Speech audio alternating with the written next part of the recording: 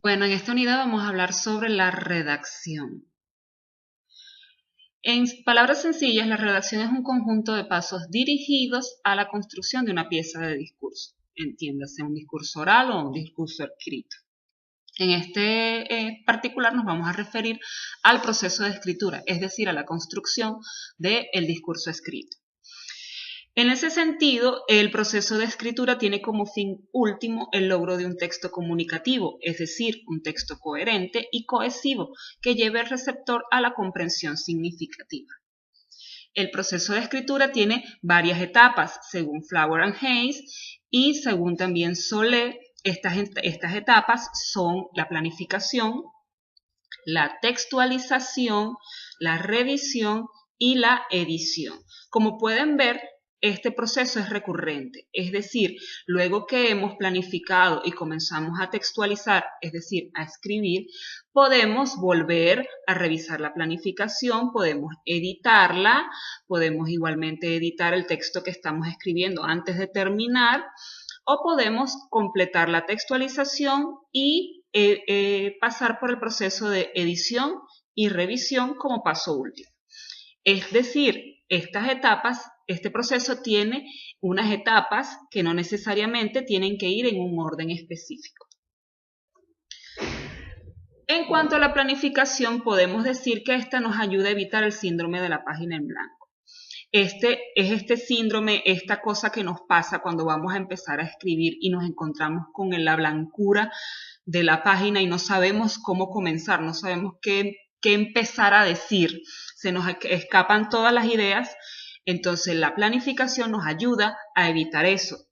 ¿Cómo? Organizando las ideas y los componentes del texto que queremos escribir y estableciéndonos un mapa para la construcción de ese texto. A su vez, la textualización nos ayuda a determinar el propósito y el destino del discurso. ¿Qué queremos lograr con esto que estamos escribiendo?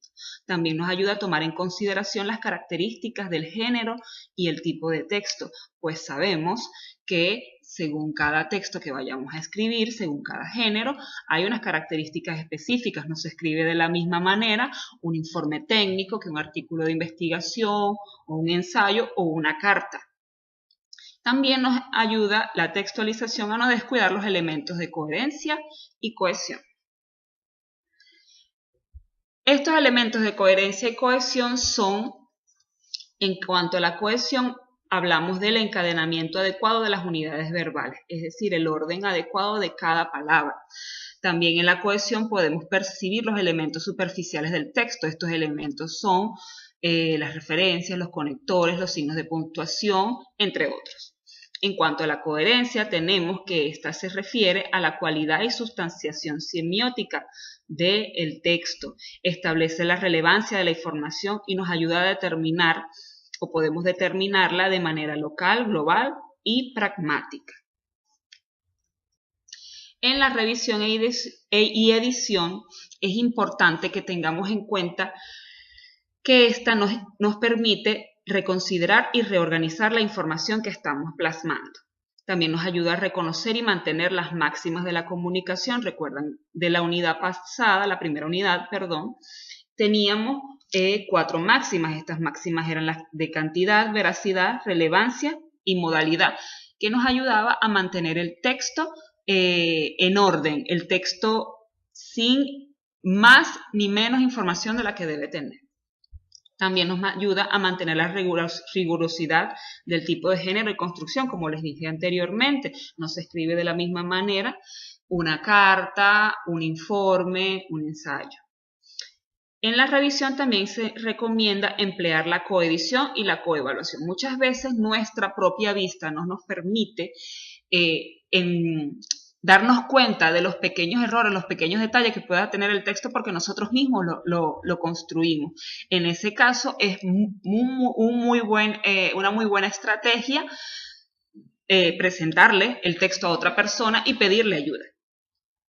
En la etapa de revisión-edición es donde se le otorga la naturaleza recurrente al proceso, porque en realidad podemos revisar y editar en cualquier momento del texto, sea en la planificación, o sea en la textualización, o sea ya al final. Habiendo dicho esto, podemos decir Entonces, que la redacción es la acción y el efecto de poner por escrito las ideas y pensamientos siguiendo las reglas de coherencia y cohesión según el contexto para el que estamos escribiendo. Las características de una buena relación son que debe ser clara, debe tener una sintaxis correcta y un vocabulario léxico al alcance de la audiencia. ¿Por qué? Porque no tiene ningún sentido usar palabras que nuestro público no va a entender.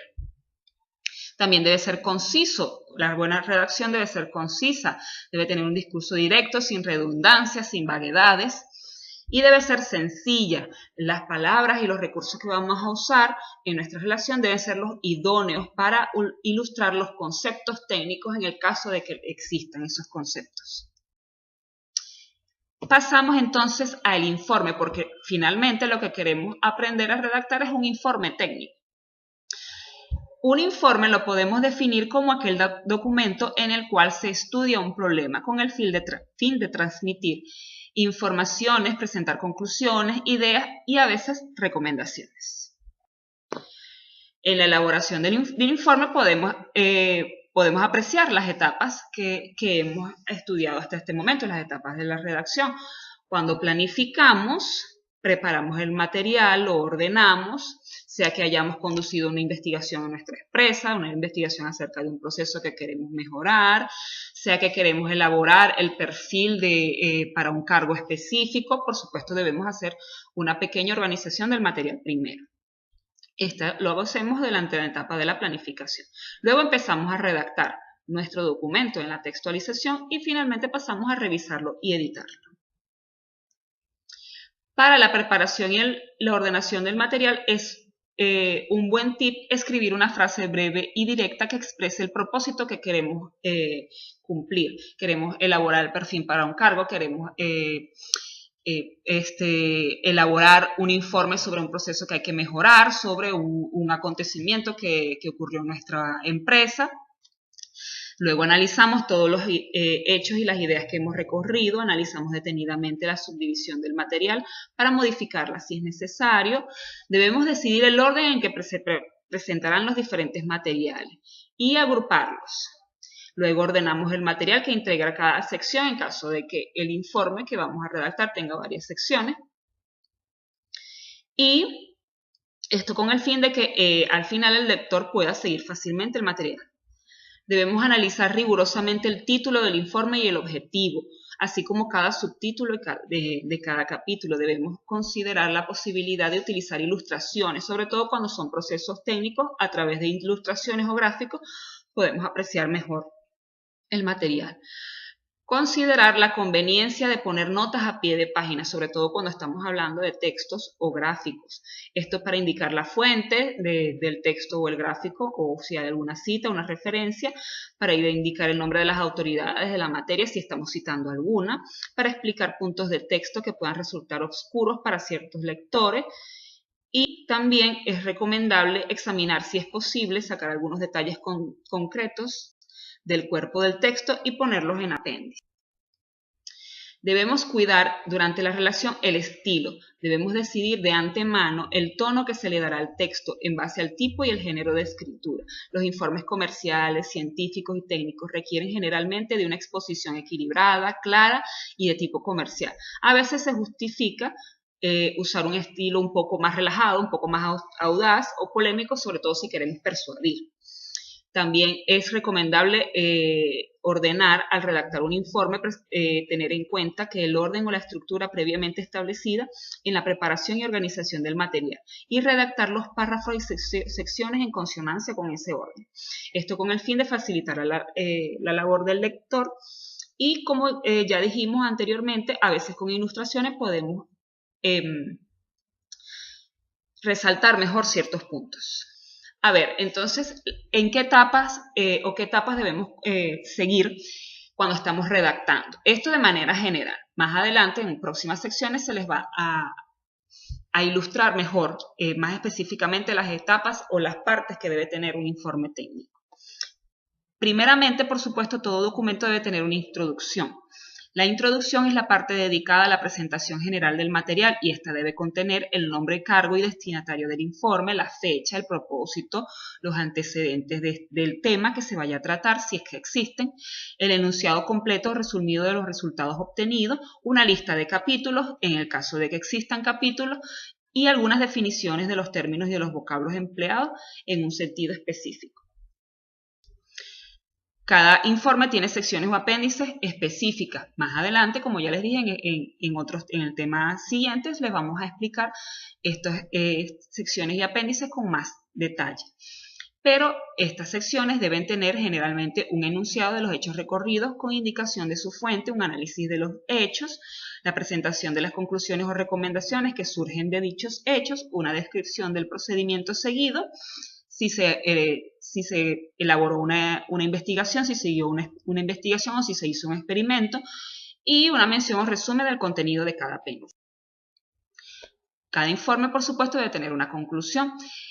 La conclusión puede tener algunos o todos los puntos siguientes: un resumen de los argumentos expuestos en los capítulos o secciones del informe, un resumen de los resultados observados, recomendaciones resultantes, un enunciado claro de la acción que se deberá seguir en función de las recomendaciones presentadas, un párrafo que destaque la importancia del tema y otras consideraciones de carácter más general que, si bien no corresponden al tema específico del informe, pueden estar relacionadas con el mismo.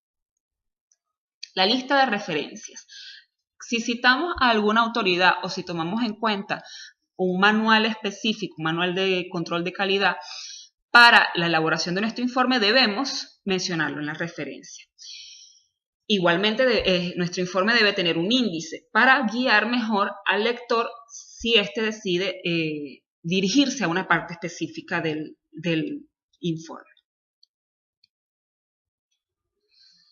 Y para la etapa de la revisión, les hago las siguientes recomendaciones. Una vez terminada la redacción, es conveniente hacer una crítica objetiva del informe, como si se tratara de un trabajo ajeno.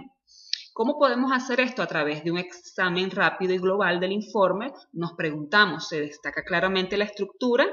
Comparar entre sí los títulos, índice, introducción y conclusión para verificar que se contemplen todas las etapas que nos propusimos. Examinar el texto detalladamente, hacer una evaluación autocrítica de toda la información, especialmente si se cree que algo pudiera estar fuera de contexto. Leer en voz alta o preferentemente leérselo a otra persona. Como ya les dije, el ojo ajeno puede detectar cosas que nuestro propio ojo no. Controlar las ilustraciones.